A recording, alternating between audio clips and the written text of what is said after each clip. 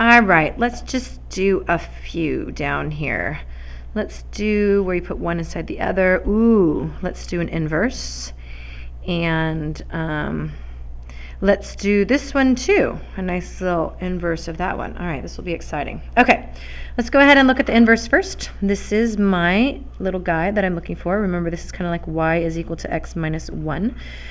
So you have lots of options. You can switch the x and the y and solve, or you can just undo what's happening here. So the only thing that's really happening here is minusing a 1. So the really thing you need to do is just do the plus 1. So again, you just say x, and then undo this would be a plus 1. How else can you do this?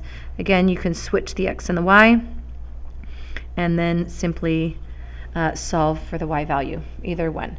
So we have x plus 1 is the inverse, and now I'm supposed to plug in a 2 in there. And when I plug a 2 in there, I get a happy little 3 as my answer. So let's go ahead and look at this one just to kind of remind ourselves. So again, same little do-wah. So I have x, the opposite of what's happening here is simply a plus 2. Again, you could say that this was y equals x minus 2. Change it to x equals y minus 2.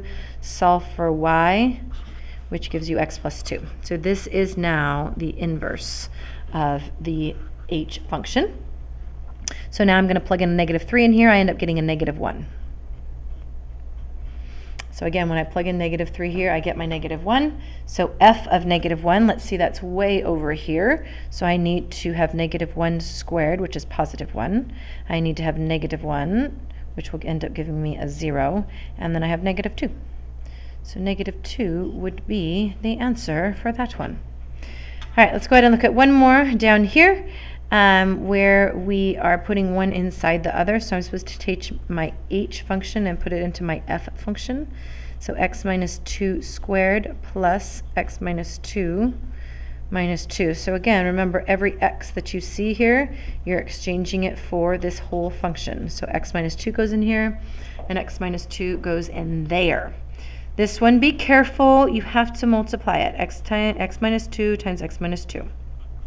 So you get x squared minus 2x is minus 4x, and then this is plus 4 plus x minus 2. So let's see what we have here. All of those guys cancel, and then you're left with x squared minus 3x. Did I do that correctly? It looks like it. Cool.